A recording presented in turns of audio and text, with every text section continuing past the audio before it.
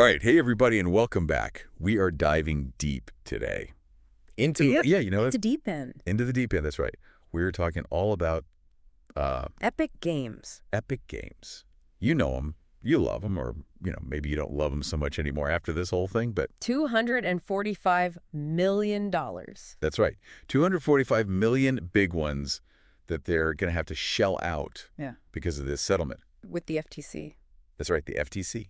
Now, Federal Trade Commission. yeah, so we've got some really interesting stuff to dig into today, and this is all about players getting refunds. For stuff they didn't mean to buy. Yeah. Like, can you imagine that? Like, you're trying to play your game, and then all of a sudden you're like, wait a minute. I just bought a a sparkly unicorn. sparkly unicorn. I didn't want that. I don't even like unicorns. Right. But now You have to pay for you got to pay for it. So, this is a big deal, and we're gonna get into all the nitty-gritty, Juicy details. all the juicy details. So buckle up. Muckle up. Now, before we really get into this whole refund thing, let's talk about, the big bad in the room, the FTC.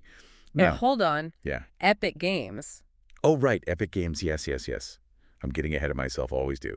Epic Games, the makers of Fortnite, which A lot of people are familiar with. a lot of people are familiar with. Like hugely popular game. It is a huge game. Yeah. And they are in some hot water right now. So, 245 million, that's a lot of dough. It is. Why are they having to pay so much? Well, the FTC got involved. The FTC. That's their job, right? To protect consumers from shady business practices. Maybe. I like that word. Yeah, and in this case, they say Epic Games, they weren't playing fair. Not playing fair in a game.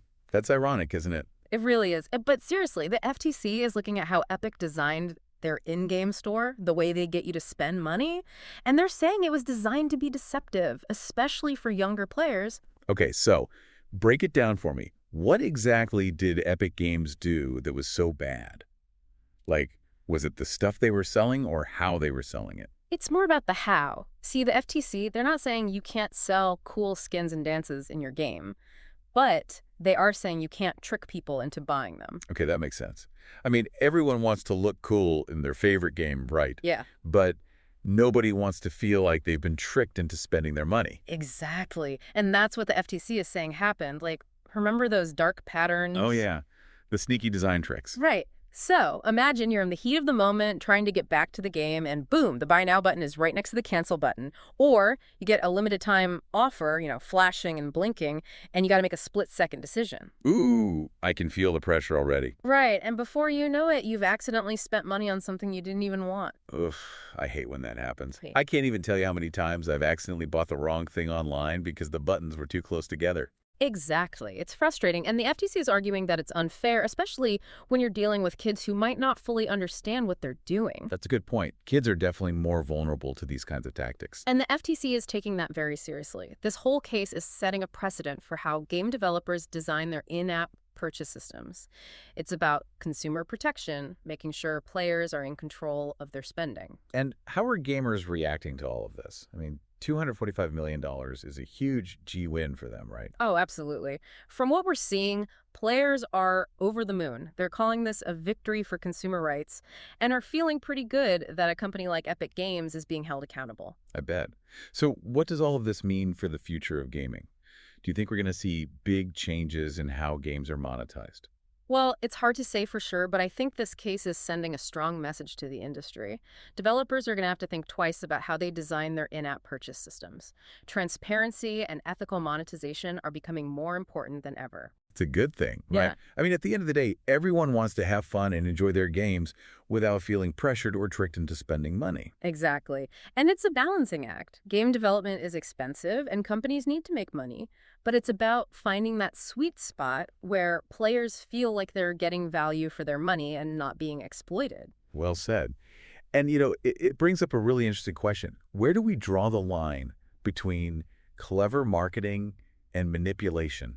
I mean, isn't some level of persuasion inherent to any form of selling? That's a great point. It's a nuanced issue, and it's something that we as consumers need to be aware of.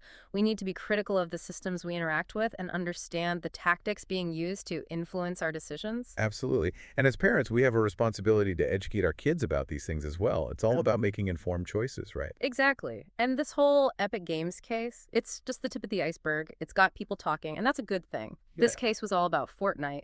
But are there other games out there that could be doing something similar? That's something to think about. Definitely. Well, on that note, I think it's time to wrap up another fantastic deep dive. Thanks for joining us today, everyone. Thanks for having me. And until next time, keep exploring, stay curious, maybe think twice before you hit that buy now button. Today is your lucky day. Today is the day that our $3 website works for you, paying you directly to your PayPal daily. Imagine $3 ongoing continuous payments to your PayPal account. Imagine falling asleep and waking up to $300 in your PayPal account. How would this make you feel? How could this help you? What bills could you pay? What kind of fun could you have? What does that retirement look like now? All for a one-time payment of $3. This website is DFY done for you, fully built and completely hosted, and never stops collecting payments for you. You have spent $3 on coffee on a regular, but that coffee won't help you create multiple streams of income. Click the link below.